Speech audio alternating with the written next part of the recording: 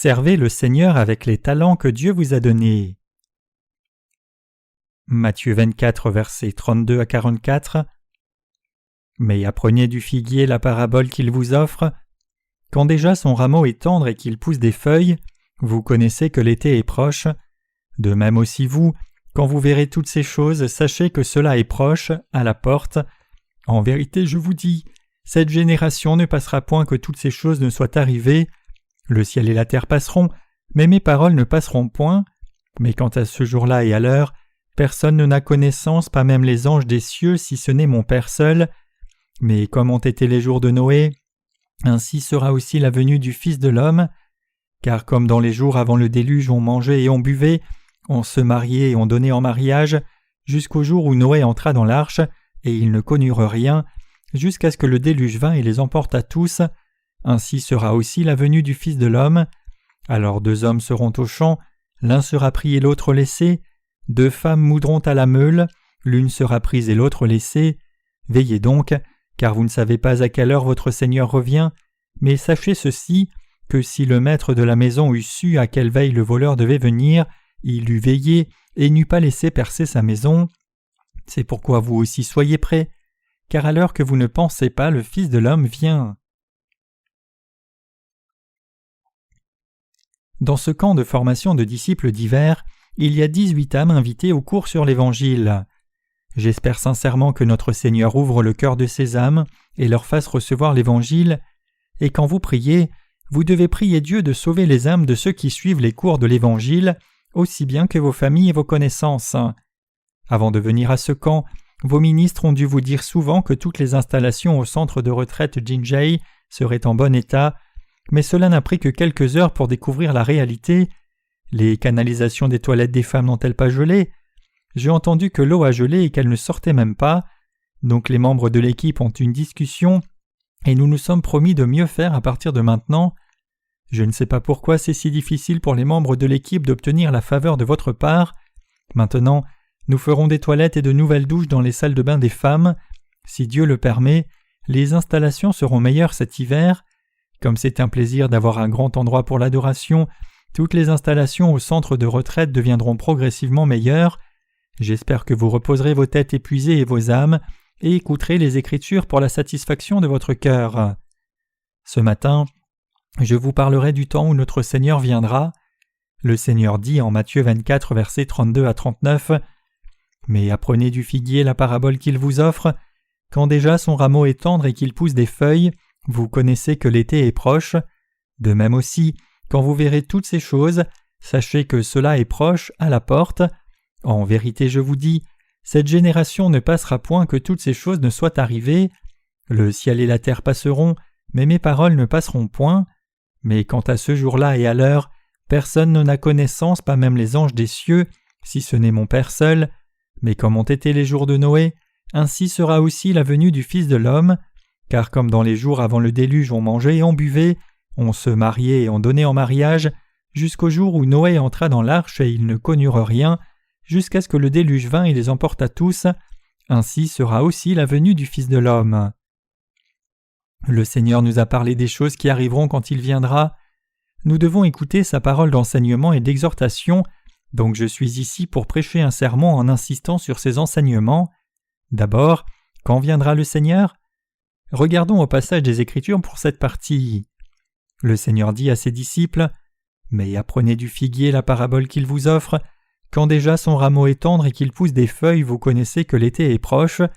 De même aussi vous, quand vous verrez toutes ces choses, sachez que cela est proche, à la porte. » Ce passage signifie que lorsqu'Israël retrouvera son pouvoir, c'est-à-dire quand Israël retrouvera son territoire, nous devons savoir que le temps est proche pour la venue du Seigneur.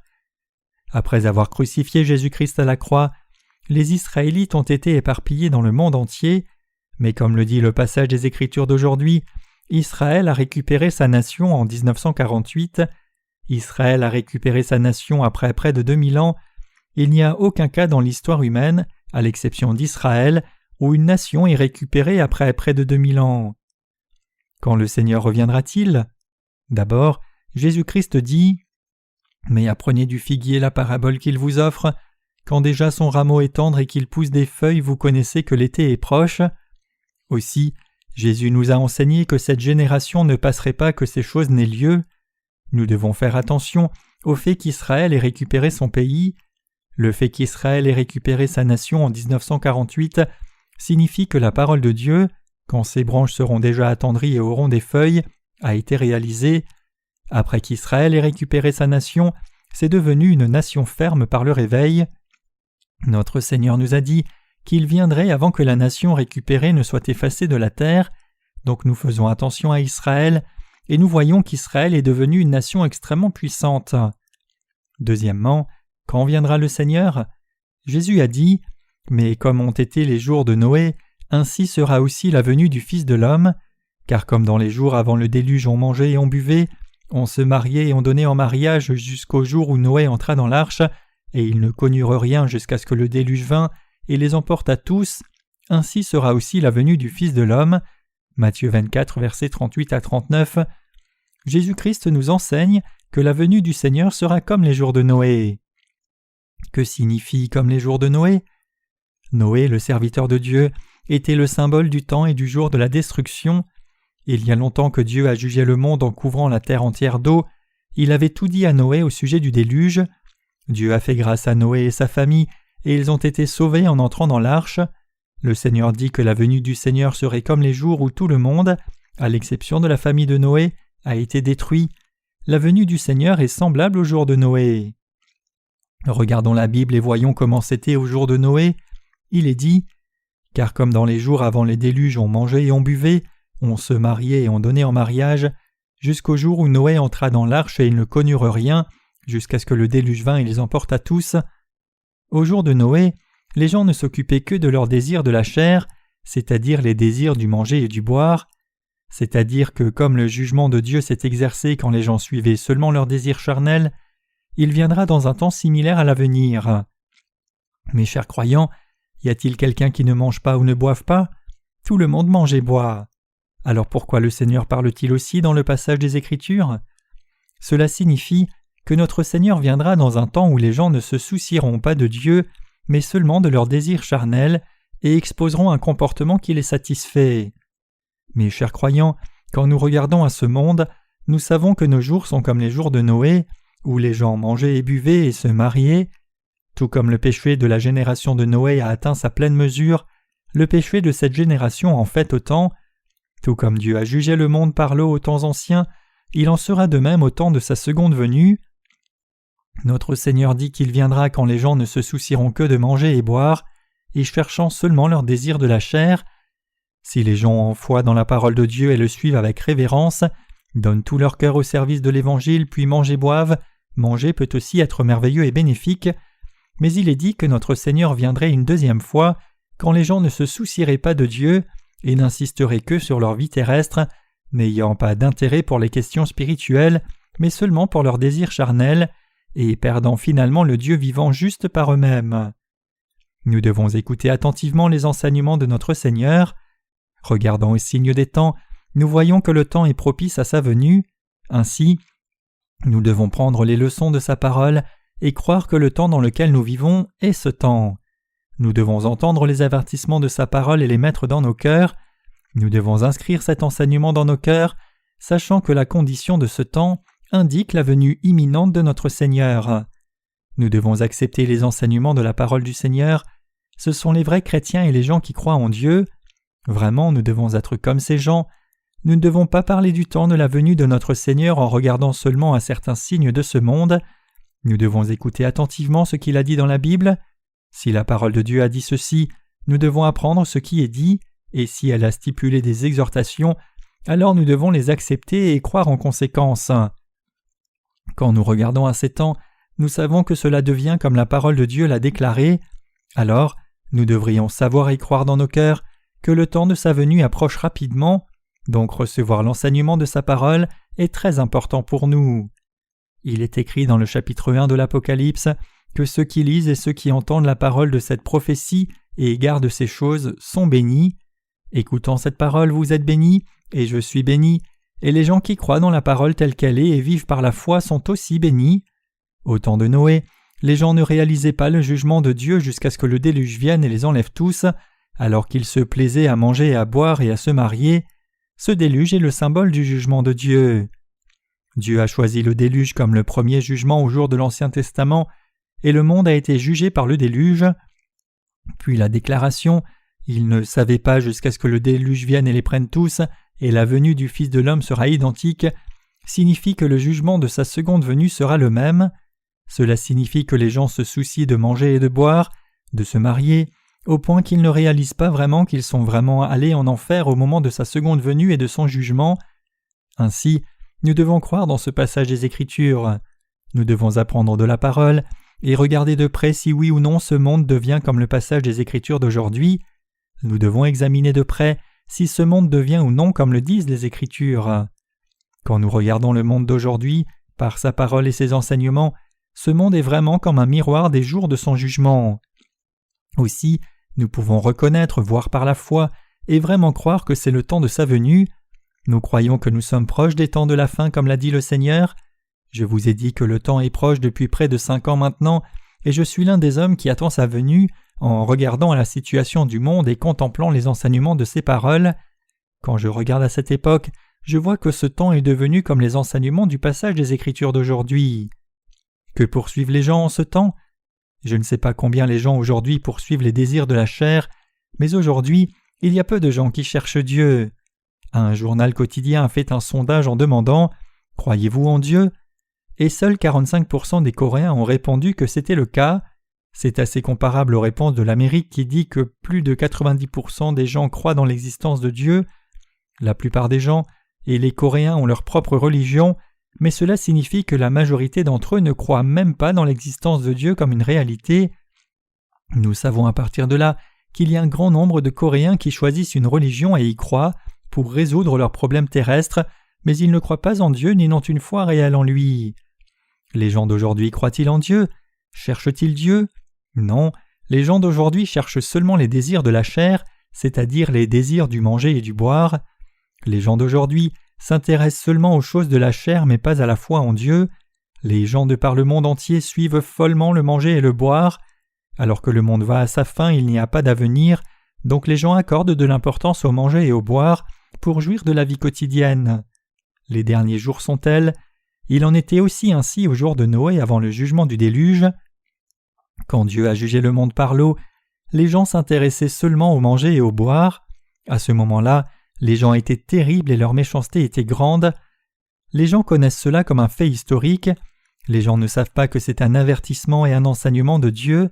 Cependant, le Seigneur nous enseigne sur le temps où il viendra à travers les écrits de Matthieu. Comment sont les gens aujourd'hui quand nous regardons ce passage des Écritures et regardons le monde à travers ce passage ? Les gens de maintenant et d'alors ne s'intéressent réellement pas à Dieu, mais seulement au manger et au boire. Dans leur cœur, il n'y a que des pensées à savoir comment manger, boire et bien vivre. Le Seigneur nous enseigne à travers le passage des Écritures d'aujourd'hui que les jours de sa venue sont proches. Troisièmement, quand le Seigneur viendra-t-il ? Le Seigneur dit au verset 40 « Alors 2 hommes seront au champ, l'un sera pris et l'autre laissé. » Il dit que lorsqu'il y aura 2 hommes dans un champ, l'un sera pris et l'autre laissé. Ce champ montre le cœur des gens et le monde. Il y a 2 genres de personnes qui mènent des vies religieuses dans le monde, et cela signifie qu'entre les deux, l'une ira et l'autre sera laissée. Ne menons-nous pas une vie religieuse dans le christianisme ? Les chrétiens ne travaillent-ils pas le champ de leur cœur, éliminant les rochers de leur cœur et plantant les enseignements de la parole de Dieu ? Cependant, parmi les mêmes chrétiens qui travaillent leur cœur, certains seront pris alors que d'autres seront laissés. Vivant dans ce monde, nous sommes tous dévoués à certaines religions à notre propre façon, en dépit du fait que nous avons des religions différentes. Certains sont dévoués au christianisme, d'autres au bouddhisme et certains à l'islam. Cependant, ils mènent des vies religieuses à leur propre façon, et ceux qui sont nés de nouveau seront pris alors que ceux qui ne sont pas nés de nouveau seront laissés sur terre. Ces choses arriveront au jour de sa venue.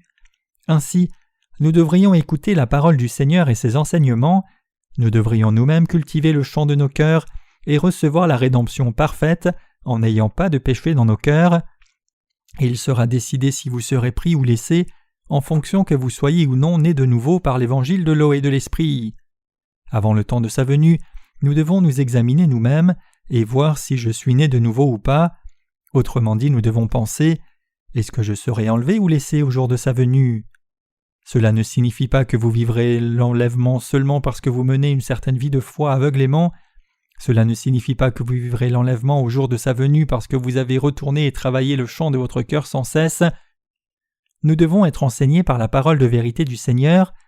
Nous devons travailler le chant de nos cœurs par sa parole de vérité. Et dans nos cœurs, nous devons accepter l'évangile de l'eau et de l'esprit, sa parole qui permet aux gens de naître de nouveau.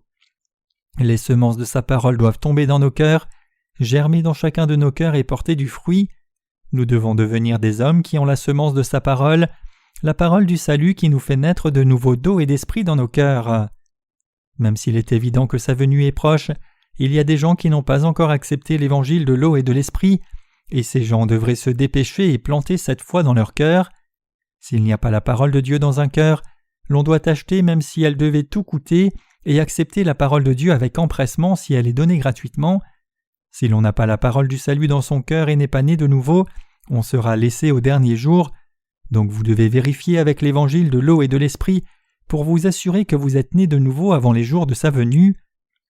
Vous ne devez pas seulement attendre le jour de sa venue, mais chacun doit examiner sa foi.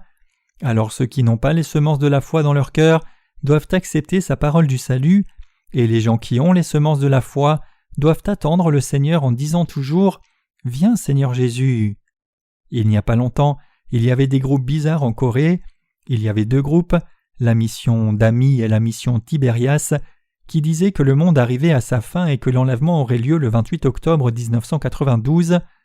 Le nom de notre mission, c'est la mission de la nouvelle vie. Le nom est déjà différent de ces groupes mentionnés. Nous sommes l'organisation missionnaire qui donne une nouvelle vie.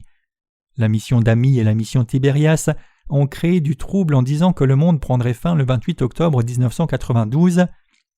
Par leurs faux enseignements, un grand nombre de gens ont cru que le Seigneur viendrait le 28 octobre 1992 et ils ont attiré la critique publique. À ce moment-là, j'étais en relation avec certains des membres dirigeants de ces groupes et j'ai dû en exclure quelques-uns. Pasteur et évangéliste, le Seigneur viendra-t-il le 28 octobre 1992 ? Disons que ce soit vrai pour le moment, alors êtes-vous certain que vous êtes né de nouveau d'eau et d'esprit et que vous serez enlevé dans le royaume des cieux quand le Seigneur reviendra ? Je ne suis pas certain. J'ai alors demandé « Alors que devriez-vous faire » Alors je devrais me repentir. Jusqu'à sa venue, je devrais nettoyer le vêtement de mon esprit avec le savon de la repentance et mettre du fin lin blanc et pur et accueillir le Seigneur en disant « Oh mon fiancé, voici ta fiancée » Je leur ai encore demandé « Jusqu'à quand devez-vous préparer une telle robe parfaitement blanche ?» Je dois la préparer jusqu'à ce que le Seigneur vienne. Comment pouvez-vous la préparer ? Je peux la préparer par les prières de repentance. Alors combien souvent devez-vous faire des prières de repentance ? Je dois faire des prières de repentance tous les jours et toutes les nuits. Il y a de ces gens, mais même si le Seigneur était vraiment venu le 28 octobre 1992, ces gens n'auraient pas pu être élevés dans la présence du Seigneur, ils ne seront pas pris. Le Seigneur Saint prendrait-il une épouse tachée d'excréments ? Qui prendrait une épouse qui sentirait mauvais ? Qui prendrait une épouse souillée de toutes sortes de saletés ? Cela n'a aucun sens. Disons qu'ils viennent bientôt comme le dit la Bible. Oui, vous croyez dans la vraie parole de Dieu, alors êtes-vous préparés ? Vous êtes-vous préparés à rencontrer Jésus-Christ ? Êtes-vous vraiment nés de nouveau ? Puis ils disent « Oui, je suis né de nouveau par le sang de Jésus ». Lorsque la Bible parle du sang de Jésus, elle le dit en supposant qu'il a pris tous les péchés du monde par son baptême. Mais il y a des gens qui disent qu'ils croient au sang de Jésus sans connaître son baptême. Peut-il y avoir un résultat si la cause est absente ? Ce sont des gens qui ne sont pas encore nés de nouveau. Ces gens sont une disgrâce pour Jésus et entachent le visage des chrétiens. Je ne sais pas s'ils cultivent quelque part leur spiritualité en faisant des prières de repentance. Cependant, ces réunions n'ont pas disparu et existent jusqu'à maintenant. Maintenant même, il y a beaucoup de gens qui croient cela. 2 femmes moudront à la meule, l'une sera prise et l'autre laissée. Si quelqu'un n'accepte pas les semences de vie dans le champ de son cœur, tous ses efforts ne seront d'aucune utilité. Quelle est l'utilité d'un bon champ ? Quelle est l'utilité d'un bon champ s'il n'y a pas de semences à planter ? Mon champ est riche, mais il ne pousse que de mauvaises herbes. Alors nous ne pouvons pas dire que c'est un bon champ. Mes chers croyants, vous êtes ceux qui ont travaillé leur champ, mais la chose importante c'est que la semence soit plantée dans le champ. Quand le Seigneur viendra, Seuls ceux qui sont nés de nouveau seront pris, alors que ceux qui ne sont pas nés de nouveau d'eau et d'esprit seront laissés. Le Seigneur viendra certainement un jour pour nous enlever de ce monde. Vous et moi devrons finalement avoir les semences de vie dans nos cœurs, parce qu'il viendra pour prendre seulement les personnes nées de nouveau. Avez-vous la foi que vous êtes nés de nouveau d'eau et d'esprit? Avez-vous les semences de la parole comme des personnes nées de nouveau dans le champ de votre cœur? Si vous avez les semences de la parole comme nés de nouveau, il est correct que vous ayez quelques insuffisances. Cependant, si vous n'avez pas de semences de la parole dans le champ de votre cœur, c'est en vain même si votre champ est bien travaillé et votre cœur est bon. Cela n'a pas de sens. Au jour de sa venue, il y aura 2 hommes travaillant dans un champ, l'un sera pris et l'autre laissé. Ainsi, nous devons écouter attentivement la parole au sujet de la nouvelle naissance, et c'est une grande bénédiction que vous croyiez dans l'évangile de l'eau et de l'esprit. Cependant, nous, nés de nouveau, regardons souvent immensément de haut ce véritable évangile. Certains d'entre nous sont prompts à le considérer seulement comme un fondement de la foi. Certaines personnes m'ont demandé une fois « Comment as-tu écrit autant de livres avec la même histoire et sur le même sujet? En quoi mes sermons sont-ils les mêmes ?» Même la semence de vie est la même, mais il y a différentes sortes de champs dans les cœurs, selon les différents types de champs comme des terrains secs, des terrains avec beaucoup de pierres, des bons terrains, des terrains sales, des terrains mal nourris, etc. Nous devons les cultiver avec différentes méthodes de semences et de labour. Mes chers croyants, l'évangile de l'eau et de l'esprit qui nous a apporté le salut, c'est l'évangile de vie, c'est le seul vrai évangile, c'est l'évangile le plus précieux sur terre. Dans nos cœurs, nous avons l'évangile de l'eau et de l'esprit. Alors que nous avons cet évangile dans nos cœurs, nous diffusons l'évangile. Mais les gens de ce monde acceptent-ils bien l'évangile ou non? Non, c'est parce qu'ils ne croient pas facilement en Dieu. Les gens n'acceptent pas cet évangile parce qu'en ces temps derniers, les gens se soucient seulement de manger et de boire, mais ne se soucient pas de croire en Dieu. Je ne sais pas si les âmes au cours de l'évangile accepteront bien l'évangile pendant ce camp de formation de disciples. Ce ne sera pas si facile. C'est parce que de nos jours, les gens se concentrent sur le manger et le boire. Regardons à nous-mêmes. Combien de gens sont allés au magasin du centre hier après la réunion du soir? Combien les gens sont-ils centrés sur le manger et le boire? Aussi, il y a des gens parmi vous qui apportent de la nourriture délicieuse et la mangent avec les membres de leur famille. Vous ne devez pas m'en donner, j'ai beaucoup à manger. Vous et moi avons ce précieux évangile de l'eau et de l'esprit. Je remercie Dieu pour cela. Lorsque notre Seigneur viendra, nous qui sommes nés de nouveau, les gens qui ont la parole de vie, l'évangile de l'eau et de l'esprit, seront enlevés avec lui, mais la vie des gens qui n'ont pas la parole de vie tournera mal. Quand vous étiez jeune, vous avez certainement essayé la loterie des biscuits. Le commerçant met des lots à gagner comme des avions, des trains et des bateaux qui sont faits de sucre et beaucoup de tickets de loterie dans une boîte. Dans notre jeunesse, nous ne pouvions pas passer à côté de la loterie. « Monsieur, combien de tickets puis-je avoir pour 10 cents ? » « Tu peux en avoir 3. »« Seulement 3. Allez, donnez-moi-en 4. »« Bon, tu peux en avoir 4. » La vérité, c'est que vous n'aurez que des tickets perdants pour le tout. C'est selon la pensée du commerçant d'écrire ce qu'il veut. Donc si le commerçant ne met que des tickets perdants dans la boîte, il n'y a que cela. Quand vous jouez à la loterie, si c'est un ticket perdant, c'est perdu, et de temps en temps vous gagnez juste un petit jouet ou un lapin, mais pas un grand avion. Vous ne pouvez pas gagner un grand avion en sucre parce que le commerçant ne l'a pas écrit. Cela n'arrivera jamais, à moins que vous ne voliez l'argent de votre mère et preniez tous les tickets de loterie. Quand je m'énervais, je rassemblais l'argent par tous les moyens et achetais tous les billets de loterie. Pensant que je serais gagnant si j'obtenais 2 grands prix comme cela, je mettais beaucoup d'argent et prenais tous les tickets de la boîte. Donc j'achetais tous les tickets et les ouvrais pour me rendre compte qu'il n'y avait pas de grand avion du tout. Il n'y avait rien du tout. Nous appelons cela une fraude. Quoi qu'il en soit, vous et moi qui avons reçu la rémission des péchés sommes heureux parce que c'est maintenant le temps où il viendra. 2 femmes moudront à la meule, l'une sera prise et l'autre laissée. Mes chers croyants, nous pouvons distinguer la vraie foi de la fausse en les examinant avec la parole de Dieu. Il y a des gens qui crient honteusement que la dénomination dans laquelle ils sont est la plus célèbre dans le monde entier et elle suit les doctrines de Calvin. Cependant, cela n'est d'aucune utilité même si ces gens étaient des frères et sœurs de Calvin. Ils seront laissés à la fin comme la femme qui était en train de moudre à la meule. Il y a 2 femmes qui travaillent à la meule. Elles ont mis une cuillère de grain ou de riz sous la meule. Et si vous écrasez le grain avec la meule, les grains ou le riz sont écrasés. Avec un bruit de drrr drrr, le contenu est écrasé et s'écoule. 2 femmes travaillent ardemment à la meule. et tout d'un coup il n'en reste qu'une qui soit à la meule, alors que 2 femmes sont à la meule, l'une est prise et l'autre laissée. Mes chers croyants, seuls ceux qui ont la vraie foi, qui sont nés de nouveau d'eau et d'esprit, seront enlevés au temps de sa venue. Croyez-vous cela? Amen. Il y a beaucoup de gens dans ce monde qui se vantent d'eux-mêmes en disant « Notre dénomination est telle et je suis le président de notre dénomination ». Je ne peux m'arrêter de rire lorsque je vois une telle personne. Les gens qui ne sont pas nés de nouveau mettent un grand accent sur leur apparence extérieure et ils insistent sur l'histoire et la tradition de leur dénomination. Cependant, ceux qui sont nés de nouveau ne sont pas comme cela. Les gens qui ne sont pas nés de nouveau se vantent des apparences en tant que telles, de l'ancienneté de leur dénomination ou des traditions qu'ils ont bâties, etc. Mais comment est leur foi en substance? Que voyons-nous si nous ouvrons leur cœur et regardons en y mettant la lumière de la parole de Dieu? Leurs cœurs sont complètement pourris par le péché. Nous devons savoir qu'il est si précieux d'avoir cet évangile de l'eau et de l'esprit. C'est la parole de Dieu. Même si nous écrasons nos cœurs au marteau et les brisons à la meule, nous sommes toujours des personnes nées de nouveau. Peu importe combien nous travaillons le champ de nos cœurs et le retournons encore et encore, nous restons des personnes nées de nouveau et pures. Nous sommes les gens nés de nouveau qui sont solidement structurés avec innocence, de l'intérieur vers l'extérieur. C'est réel. Cependant, les chrétiens qui ne sont pas nés de nouveau ne sont pas comme cela. Ils sont insensés et amusants. Ils mènent désespérément leur vie religieuse, mais ne seront pas pris par le Seigneur. Comment cela se fait-il? Même si l'on mène une vie religieuse depuis le ventre de sa mère, fréquentant l'école du dimanche depuis l'enfance, pendant l'école primaire, le lycée, la jeunesse, l'âge adulte et possédant un cursus garni de diacre, ancien, pasteur puis président de dénomination, l'on n'est que semblable au général Naaman.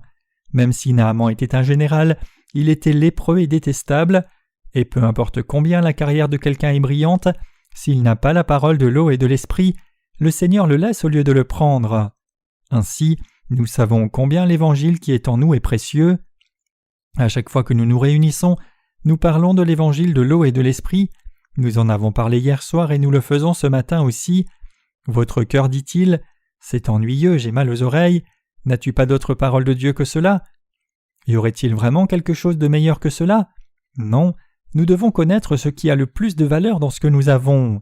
Il est écrit « Je n'ai ni argent ni or, mais ce que j'ai, je te le donne. » Acte 3, verset 6. Quelle est la chose la plus précieuse que vous ayez? C'est l'évangile de l'eau et de l'esprit. C'est la chose la plus précieuse et notre substance importante. L'évangile de l'eau et de l'esprit sauve ceux qui sont brisés spirituellement, les gens qui n'ont pas une bonne vie de foi et les pécheurs qui sont mourants. Alors combien est-il précieux? Vraiment, l'évangile de l'eau et de l'esprit est si précieux. Notre Seigneur dit « Ne seriez-vous pas préparés si vous saviez le moment et l'heure de la fin ?» En d'autres termes, nous devons toujours être vigilants parce que notre Seigneur viendra à un moment comme le temps de Noé. Il dit « Veillez car vous ne savez pas l'heure à laquelle votre Seigneur viendra. » Matthieu 24, verset 42.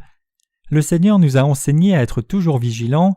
Particulièrement vous et moi qui vivons dans les jours de Noé, devons être vigilants par la foi et diffuser l'évangile de l'eau et de l'esprit et vivre avec la foi qui croit que c'est maintenant le temps de sa venue. Nous devons savoir qu'il viendra si nous attendons un peu, écoutons son enseignement et le recevons dans nos cœurs et faisons les œuvres qu'il nous a données avec loyauté. En Matthieu chapitre 25, nous voyons la parabole des talents. Regardons les versets 14 à 30 de Matthieu chapitre 25. « Car c'est comme un homme qui, s'en allant hors du pays, appela ses propres esclaves et leur remit ses biens. Et à l'un il donna 5 talents, à un autre 2, à un autre 1, à chacun selon sa propre capacité, et aussitôt il s'en alla hors du pays. Or celui qui avait reçu les 5 talents s'en alla et les fit valoir, et acquit 5 autres talents. De même aussi, celui qui avait reçu les 2 en gagna lui aussi 2 autres, mais celui qui en avait reçu 1 s'en alla et creusa dans la terre, et cacha l'argent de son maître, et longtemps après, le maître de ses esclaves vint en règle et compte avec eux. Et celui qui avait reçu les 5 talents vint et apporta 5 autres talents, disant « Maître, tu m'as remis 5 talents, voici j'ai gagné 5 autres talents par-dessus. » Son maître lui dit « Bien, bon et fidèle esclave, tu as été fidèle en peu de choses, je t'établirai sur beaucoup, entre dans la joie de ton maître. » Et celui qui avait reçu les 2 talents vint aussi et dit « Maître, tu m'as remis 2 talents, Voici j'ai gagné 2 autres talents par-dessus. » Son maître lui dit, « Bien, bon et fidèle esclave, tu as été fidèle en peu de choses, je t'établirai sur beaucoup, entre dans la joie de ton maître. » Et celui qui avait reçu 1 talent vint aussi et dit, « Maître, je te connaissais que tu es un homme dur, moissonnant où tu n'as pas semé et recueillant où tu n'as pas répandu, et craignant, je m'en suis allé et j'ai caché ton talent dans la terre, voici tu as ce qui est à toi. » Et son maître répondant lui dit, « Méchant et paresseux esclave, tu savais que je moissonne où je n'ai pas semé et que je recueille où je n'ai pas répandu,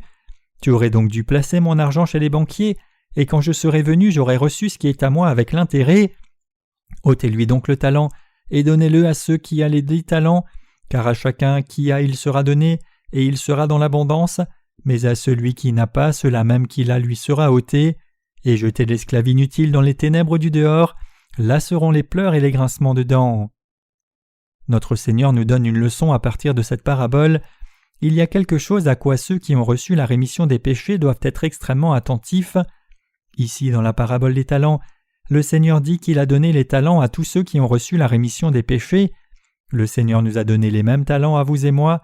Le Seigneur a donné à chacun de nous un certain talent de connaissance, le talent de jouer du piano, le talent de diffuser l'Évangile, le talent d'avoir la foi, le talent de gagner de l'argent, le talent de louer le Seigneur et de servir l'Évangile. Cependant, quelqu'un qui n'utilise pas ses talents pour servir le Seigneur, ou quitte l'Église et ne vit que pour ses désirs de la chair en mangeant et buvant, c'est quelqu'un qui a reçu un seul talent. Quand le Seigneur est venu leur demander des comptes, les serviteurs sont venus. Celui qui avait reçu 5 talents en avait gagné 5 autres en faisant des affaires, et vint au Seigneur en disant « Seigneur, tu m'as donné 5 talents, voici j'en ai gagné 5 de plus. » Alors son Seigneur lui dit « C'est bien, bon et fidèle serviteur, tu as été fidèle en peu de choses, je te ferai régner sur beaucoup. » Et celui qui avait reçu 2 talents vint et dit « Seigneur, tu m'as donné 2 talents, voici j'en ai gagné 2 de plus. » Alors son Seigneur lui dit « C'est bien, bon et fidèle serviteur, tu as été fidèle en peu de choses, je te ferai régner sur beaucoup. » Puis celui qui avait reçu un seul talent se précipita et dit « Seigneur, je savais que tu es un homme dur et méchant, récoltant où tu n'as pas semé et ramassant où tu n'as pas lancé de grain, et j'ai eu peur, je suis allé cacher ton talent dans la terre, je l'ai récupéré et le voici à nouveau. Voici tu m'en as donné un et voilà ce qui t'appartient. » Mais son Seigneur répondit en disant « Chassez ce serviteur méchant et paresseux dans les ténèbres du dehors, il y aura des pleurs et des grincements de dents. » Il l'a jeté dans les ténèbres du dehors. Mes chers croyants, il y a quelque chose à quoi nous qui sommes nés de nouveau devons faire attention, c'est que vous ne devez pas vivre seulement pour vous-même après être nés de nouveau. Dieu a donné aux gens nés de nouveau les talents pour servir le Seigneur dans son Église. Quels que soient ces talents, il a donné des talents à chacun de nous. Certains suivent les serviteurs de Dieu et répondent méticuleusement à leurs besoins, c'est un talent. Aussi, il y a des frères et sœurs qui gagnent beaucoup d'argent et servent le Seigneur en soutenant la fleur de l'Évangile qui se développe. Dieu a donné différents talents à chacun de ceux qui sont nés de nouveau. Mais il y a des gens qui utilisent les talents non pour servir le Seigneur, mais seulement pour se servir eux-mêmes. Ces gens disent « Seigneur, je sais que tu es un homme dur, récoltant où tu n'as pas semé, amassant où tu n'as point répandu de semences, et j'ai eu peur et j'ai caché le talent dans la terre. » Parmi ceux qui sont nés de nouveau, il y a des gens qui quittent l'Église en disant « Oh, j'ai telle technique, ou j'ai tel talent, c'est trop précieux pour n'être utilisé que pour le Seigneur, je veux l'utiliser pour moi-même. » Ces gens quittent finalement l'Église en disant « J'avais ce talent caché de gagner de l'argent, je ne savais pas cela avant mes vieux jours, mais maintenant je sais que j'ai du talent dans ce champ et je vais mener une vie brillante dans ce monde. » Ces gens quittent l'Église et vivent seulement pour eux-mêmes. Cependant, qu'arrivera-t-il à la personne qui utilise les talents donnés par Dieu pour elle-même seulement et gagne de l'argent en l'utilisant pour satisfaire son propre ventre? Au jour de la venue du Seigneur, celui qui a reçu un talent le sortira de terre et dira « Voici ton talent, je n'en ai même pas retiré 0,1%. Voici un talent entier, le voici, il est là. Es-tu satisfait? Comme j'ai reçu le salut, je vais dans le royaume des cieux, mon Seigneur. » Alors le Seigneur dira « Attends, de quoi parles-tu » Alors son cœur sera rempli de sa propre justice, et il dira qu'il n'a rien fait de mal, et le Seigneur est celui qui est injuste en disant « N'es-tu pas venu me demander des comptes? N'es-tu pas venu récupérer ce que tu m'avais donné? Tu ne m'as rien donné de plus qu'un talent, n'est-ce pas? Tu veux dire que tu en veux 2 au lieu d'un? Es-tu un escroc ? J'ai entendu qu'il y a beaucoup de seigneurs vicieux de nos jours, et qui sait si tu n'en es pas un ? Comment peut-on trouver un seigneur si vicieux qui demande 2 talents au lieu d'1 ? Même moi je ne le fais pas. Ainsi, plein de sa propre justice, il dira qu'il n'a rien fait de mal et que le Seigneur est plutôt injuste. Alors le Seigneur le jettera dans les ténèbres du dehors en disant « Si tu avais déposé mon argent en banque, tu aurais au moins eu des intérêts. Tu n'as même pas fait cela et tu as enterré le talent dans la terre. » Avoir un talent enterré et caché sous la terre signifie qu'il a utilisé ses talents seulement pour sa chair, en mangeant et buvant. Mes chers croyants, est-ce cela ou n'est-ce pas cela ? C'est le cas, et nous appelons ce genre de personne un fils d'escroc. Une telle personne est intolérable. Si je vois des serviteurs de Dieu et des saints qui quittent l'Église après avoir reçu la rémission des péchés et utilisent seulement leur talent pour manger et boire, je les maudis à l'instant même. J'appelle de tels gens des escrocs. Avec le cœur du Seigneur, je suis dégoûté par de telles personnes. Ces gens auront une fin affreuse au dernier jour. La Bible contient beaucoup de ces messages. Il y a beaucoup de messages sur le sujet. Ce sont des gens qui utilisent les talents seulement pour eux-mêmes. Ces gens quittent l'Église en disant « Comme je suis né de nouveau, je n'ai plus besoin de l'Église. Je suis clairement né de nouveau. J'ai la ferme croyance d'être né de nouveau, donc ne me dites pas de faire ceci ou cela. M'avez-vous déjà donné un bol de riz ? Pourquoi me dites-vous de faire ceci ou cela ? Pourquoi regardez-vous à mes affaires personnelles ? Pourquoi mettez-vous le nez dans mes affaires ? Je ne suis pas le genre de personne à vous servir, je suis un noble. Je suis aussi né de nouveau. Vous n'êtes pas le seul à être né de nouveau, alors ne me dites pas de faire ceci ou cela, je m'occupe de moi-même. » Sert-il l'Église de Dieu et le Seigneur s'il aboie ainsi et quitte l'Église ? Mes chers croyants, vous et moi pouvons servir l'Évangile seulement quand nous restons dans l'Église de Dieu. Si quelqu'un quitte l'Église, il ne peut que vivre pour la chair. Ces gens qui vivent ainsi sont indignes. Même si c'est une personne née de nouveau, c'est une personne indigne. Comme nous sommes humains, nous sommes indignes sans le Seigneur. Si nous ne faisons pas les œuvres du Seigneur, nous sommes des personnes inutiles. Quand nous utilisons les talents reçus pour faire des choses comme servir le Seigneur et faire des profits en les utilisant pour servir l'Évangile, alors nous portons du fruit et avons de la valeur, et nous pouvons maintenir cette valeur. Si nous ne sommes pas comme cela, nous devenons des personnes très inutiles. Ces gens n'ont pas d'utilité. Ces gens sont-ils dignes ? Quelle dignité à l'homme qui utilise seulement son argent pour lui-même et qui utilise tout son argent pour manger et boire dans un bon endroit ? Je n'ai jamais pris de bus de voyage, mais j'ai vu le bus secouer. Bien, ce bus est étrange, pourquoi remue-t-il ? Quand j'ai regardé à l'intérieur, j'ai vu des femmes danser avec de la musique. Que font-ils ? Sont-ils tous fous ? Je ne sais pas avec quelle rigueur les gens dansaient dans un espace de moins de 60 cm ou 2 pieds. Combien l'allée d'un bus est-elle étroite ? Dans cette petite allée, les gens dansent, chantent et boivent jusqu'à leur destination. Quand le bus s'arrête dans une aire de repos, les gens vont aux toilettes puis reviennent jouer comme cela. Il y a beaucoup de gens comme cela. Bien sûr, nous avons tous certains amusements. Quand j'ai demandé à certains membres de notre équipe de danser l'autre jour, ils étaient si bons pour danser. Certains membres de l'équipe ont fait une danse de robot. Cela ressemble vraiment à une danse. Avez-vous déjà vu la danse de ces filles qui dansent au son du saxophone ? Je n'ai vu cela que dans des films, mais je suppose que nos frères pourraient aussi le faire. J'ai fait des exclamations en disant « Vous avez un corps flexible même si vous êtes gros, comment votre corps est-il si flexible ?» Tout le monde a ce genre d'amusement. C'est bon d'en avoir. Combien c'est bon de danser de joie, d'évacuer le stress et de faire un régime. Il est bon de le faire, mais le problème c'est quand les gens ne servent pas l'Évangile et poursuivent seulement le plaisir charnel. Tous ceux qui ne servent pas le Seigneur et ne vivent pas pour l'Évangile sont des voleurs, des escrocs et des enfants du mépris. Il est bon que vous vous amusiez, ayez du plaisir et que vous mangiez des mets délicieux, mais vous devez garder à l'esprit que si vous avez eu du plaisir et avez beaucoup mangé, vous devez aussi servir le Seigneur. N'est-ce pas un problème de ne pas servir le Seigneur alors que vous devez le faire ? N'est-ce pas un problème de quitter l'Église sans servir le Seigneur ? Mes chers croyants, nous ne devons pas être de ces gens. Le Seigneur nous enseigne à ne pas devenir de ces gens. Mes chers croyants, vous devez accepter cet enseignement, dans vos cœurs. Cependant, en dépit de cette parole de Dieu, certaines personnes quittent l'Église en disant « Ce sont vos paroles, pensez-vous que j'irai en enfer même si j'ai reçu le salut ? Ne vous inquiétez pas, j'ai la foi pour entrer dans le royaume des cieux, je peux vivre ma propre vie et m'occuper de moi-même si vous ne vous souciez pas de moi. Même si je quitte l'Église, je servirai l'Évangile après avoir gagné de l'argent, on verra quand j'aurai le temps, On verra quand j'aurai gagné de l'argent.